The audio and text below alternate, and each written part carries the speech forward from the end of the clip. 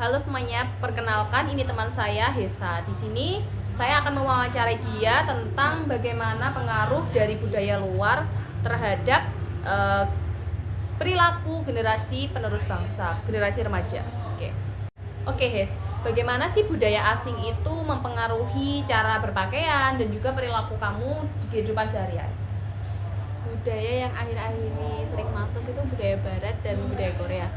Nah, pengaruhnya terutama dari aspek cara berpakaian. Cara berpakaian budaya barat itu lebih terbuka. Betul. Dan itu sebenarnya sedikit bertolak belakang dengan kebiasaan asli orang-orang Indonesia. Tapi karena budaya tersebut sering terserap oleh anak-anak remaja yang tidak terlalu memfilter apa yang mereka baca, apa yang mereka serap, itu menjadikan sekarang anak-anak sekarang itu lebih banyak yang memakai pakaian terbuka yang mungkin sebenarnya itu kurang sesuai. Ya. Dan juga jadi dinormalisasikan ya. Karena banyak orang yang melakukan hal tersebut juga. Selain cara berpakaian, itu juga budaya-budaya yang dari luar mempengaruhi cara berpikir dan cara perilaku kita kan.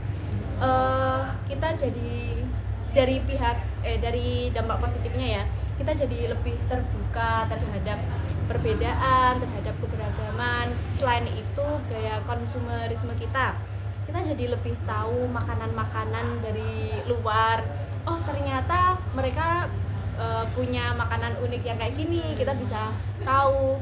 Selain itu, relasi yang bermacam-macam dari berbagai negara itu menjadikan kita tahu bagaimana cara pandang mereka, perspektif mereka dari sisi mereka melihat hal ini tuh dari sisi yang kayak gini loh. Oh, ternyata kayak gini.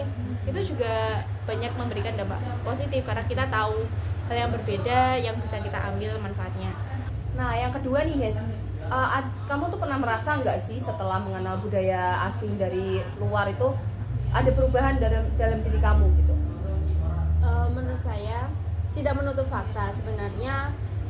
Budaya asing itu mempengaruhi terutama penggunaan bahasa gaul, apalagi bahasa Inggris.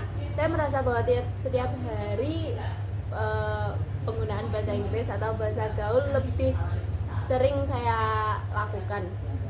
Selain itu, saya sebagai K-popper sendiri merasa bahwa budaya asing itu membawa dampak positif karena saya jadi lebih tahu, oh ternyata begini cara kerja dunia entertainment, oh begini cara kerja dunia musik. Berbagai hal saya bisa dapat dari budaya asing yang masuk tersebut. Selain itu, ini dari dampak negatifnya ya. Selain itu, tidak menutup fakta bahwa sebenarnya masuknya budaya asing itu perlahan mulai menggeser budaya asli kita, karena mungkin penggunaan bahasa daerah yang jarang sekali kita temukan ya sekarang. Itu menjadi salah satu dampak negatif dari serapan budaya asing sekarang.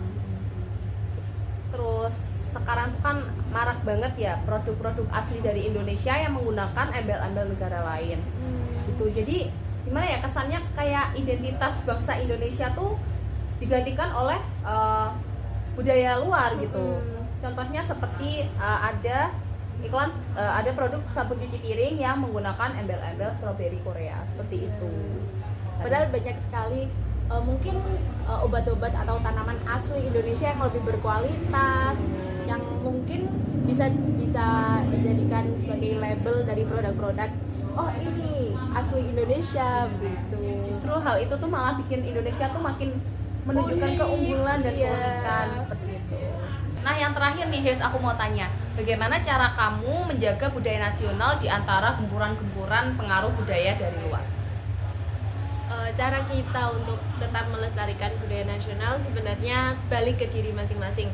Bagaimana kesadaran kita sebagai generasi muda yang berperan untuk tetap melestarikan budaya-budaya nasional kita, karena kalau tidak, budaya tersebut akan tergerus dan perlahan hilang.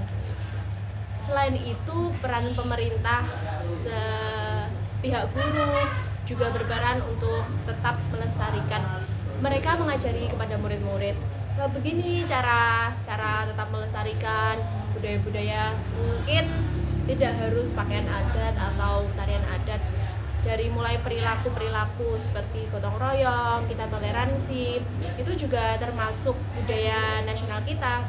Peran guru terhadap murid-muridnya dalam proses pembelajaran itu juga berpengaruh untuk pelestarian budaya nasional. Selain itu, mungkin program pemerintah mengadakan event budaya nasional di daerah ini atau budaya yang memungkinkan budaya tersebut tidak hilang dan masyarakat tetap mengenalnya. Contohnya kayak ini festival fashion show dari baju-baju tradisional daerah gitu, atau kebaya misalkan, seperti itu ya Kak. Bagus. Baik, perkenalkan ya Mbak, saya Nufika Deni. Saya ingin mewawancarai Anda untuk tugas warganegaraan. Saya mau bertanya, bagaimana budaya asing mempengaruhi cara berpakaian dan perilaku Anda dan kehidupan sehari-hari? Jadi kalau dalam hal berpakaian tuh dulu sebelum saya kenal budaya asing itu tuh saya kayak ya udah gitu loh. Terus kayak apa ya, kalau mungkin kalau dibilang orang sekarang tuh kayak dalam hal berpakaian tuh kayak kolot gitu loh, kok nggak sih, kayak nggak tahu fashion gitu lah. Kayak gitu. Terus semenjak tahu budaya asing gitu, jadi ngerti lah dikit-dikit kayak gimana ngaco-ngacoin kayak baju gitu biar kelihatan bagus. Dalam hal perilaku itu aku kurang tahu ya, soalnya kan yang lihat kan orang lain toh. Kalau aku ngerasa sih, aku ngerasa biasa aja sih, soalnya aku ngerasa ya aku dari dulu kayak gini gitu. Tapi kalau emang kata orang-orang, aku pernah tanya ke temenku itu, namanya kayak aku semenjak aku tahu budaya asing tuh, aku jadi kayak lebih gimana ya, kadang tuh kayak ada sisi kayak dari kayak ngomongnya itu tuh kayak agak beda gitu loh, kayak agak gitu pokoknya gitu. Mungkin ada pengaruh budaya yang masuk, seperti pernah saya tuh dengar tuh kayak bencana. Kayak dari segi ngomongnya juga campur-campur, terus logatnya juga gitu. Baik, lanjut untuk pertanyaan nomor 2 ya. Apakah Anda merasa ada perbedaan dalam identitas diri Anda setelah mengenal budaya asing? Kalau itu ada. Jadi dulu tuh aku tuh kayak benar-benar apa ya? Iya, benar-benar aku tuh kayak dulu tuh kayak benar-benar polos gitu loh. Kayak taunya tuh cuman ya karena maksudnya kayak benar-benar dari kayak apa ya, gimana ya jelasnya? Benar-benar nggak tahu apa-apa, kayak ya udah apa-apa itu nggak tahu, aku kayak tren-tren atau apa itu aku nggak tahu ya. Terus aku sepolos itu, terus kayak gitu-gitu aja. Terus setelah aku kenal gitu, terus aku jadi kayak lebih, kalau aku bilang kayaknya hidup kayak lebih berwarna gitu. Dengan ada pengaruh budaya. Ya, terus aku jadi lebih kayak agak pede gitu loh. Dulu aku saya nggak pede kan, aku orangnya itu nggak pedean. Terus aku jadi berusaha buat lebih pede gitu. Terus kayak mengungkapin aku bisa kayak gitu, kayak gitu. Aku jadi lebih kayak gitu lah, mengekspresikan diri. Baik, untuk lanjut pertanyaan nomor 3. Bagaimana Anda menjaga identitas budaya nasional Indonesia di tengah pengaruh budaya asing yang sedang tren, yang sedang marak di zaman sekarang? Kalau aku sebenarnya gini, aku nggak yang lupain, aku bukan orang yang tipe yang kayak lupain tentang budaya aku sendiri. Jadi aku tetap suka sama budaya Indonesia. Terus aku juga masih suka, aku belajar sejarah-sejarah kayak Indonesia itu aku masih mau terima gitu loh, maksudnya. Jadi aku nggak yang setelah aku kenal budaya asing aku langsung lupain budaya itu enggak. Jadi itu sekedar kayak ya, jadi buat aku belajar budaya asing terus, tapi aku juga nggak lupain budaya Indonesia gitu. Bisa dilihat dari kayak wawasan aku tentang Indonesia itu nggak sesempit itu gitu. Bahkan kalau dilihat mungkin masih banyak wawasan aku tentang Indonesia daripada budaya asing. Baik Mbak, terima kasih ya. Mungkin dengan 3 pertanyaan tadi bisa menambah saya juga tentang wawasan tentang pengaruh budaya asing. Ternyata budaya asing bukan memiliki dampak negatif aja, tetapi bisa positif dalam hidup kita. Terima kasih telah membantu untuk menyampaikan dan mau saya wawancarai. Saya berterima kasih atas kontribusinya. Halo, kenalkan nama saya Muhammad Nurtafid. Saya akan mewawancarai teman saya. Oke, bagaimana budaya asing mempengaruhi cara berpakaian dan perilaku Anda sehari-hari? Jadi gini, bagi saya budaya asing itu memberikan pengaruh yang cukup besar ya dalam cara berpakaian saya sehari-hari itu. Dalam misalnya saja saya biasanya memakai celana jeans yang asalnya itu dari Amerika, ya kan, dari Barat itu. Terus eh, apa ya itu namanya?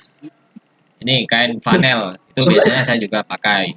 Itu kan dari luar negeri juga. Nah, itu adalah bentuk salah satu bentuk dari pengaruh budaya-budaya asing yang masuk dalam diri saya melalui cara berpakaian. Oke, pertanyaan yang selanjutnya, apakah Anda merasa ada perbedaan dalam identitas diri Anda setelah mengenal budaya asing?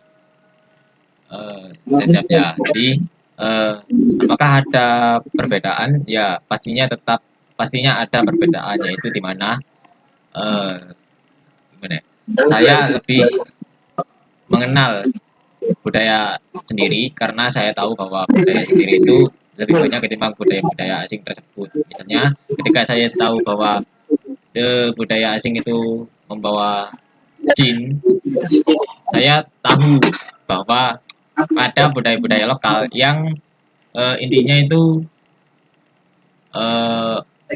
gimana ya? Yang tidak saya ketahui, misalnya kayak buat itu loh, itunya orang Jawa. Nah, itu tidak saya ketahui. Tapi pasca saya suka celana jeans, saya tahu akan hal itu gitu. Iya, oke. Pertanyaan yang ketiga, bagaimana Anda menjaga identitas budaya nasional di tengah pengaruh budaya asing yang lewat ini? Itu sebenarnya mudah sih. Bagi saya itu cukup dengan mencintai dan mengenal budaya kita sendiri. Misal nonton wayang. Nah, itu adalah salah satu contoh di cara kita menjaga identitas budaya nasional itu. Oke, Aan, terima kasih telah menjawab pertanyaan-pertanyaan saya tadi. Oke, semuanya, saya Muhammad Rabit undur diri. Oke.